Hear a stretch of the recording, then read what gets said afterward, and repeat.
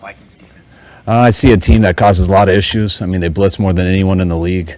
You can never just relax and just call a play or run a play because there's always 1,000 things that can go wrong just because of the threat of what they do in any situation. So they're on you a lot with that. They get you to make mistakes in that way. I mean, you look at the 2 games that they won.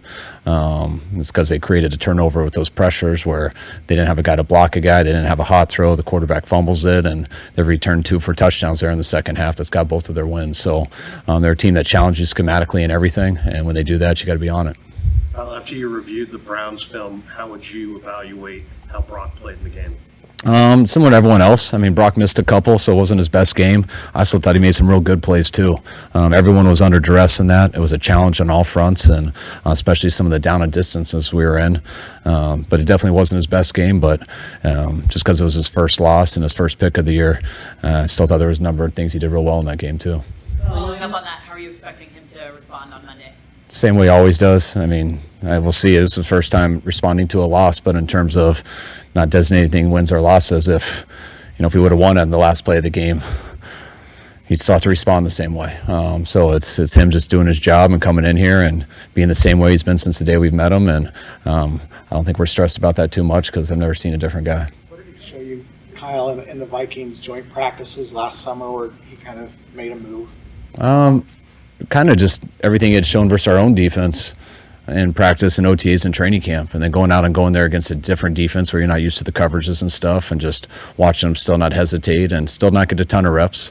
But when he did, he made the most of them, and it was very consistent with how he was here.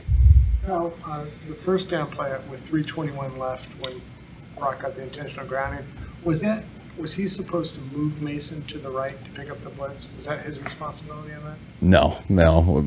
Mason's supposed to be on the other side, so Ayuk's open. But they're blitzing more than we have there. But we had part of the play called the back's on the wrong side, so he wasn't able to get rid of it. So there was nowhere to ditch the ball. So he was aligned incorrectly. Yeah. I'll take 2 more. Obviously, it's a copycat league. What did you see that the Browns did on defense that you expect to see a lot more against you guys moving forward? I mean, Browns ran their scheme. So, I mean, they did their scheme just very well. They played tight man coverage. They pressured when they didn't. They still got there with 4 and had a free linebacker playing eyes with man, or they played a few soft zones just to mix it up, but that's what they do. They just did it very well. So most teams got to do their scheme well, and the same with us. Tomorrow is exactly 1 year since you traded for Christian. Can you just put into words how much he's meant to this franchise and to your offense since he's been here? Just a ton. I mean, just how good he's been from what you guys have seen.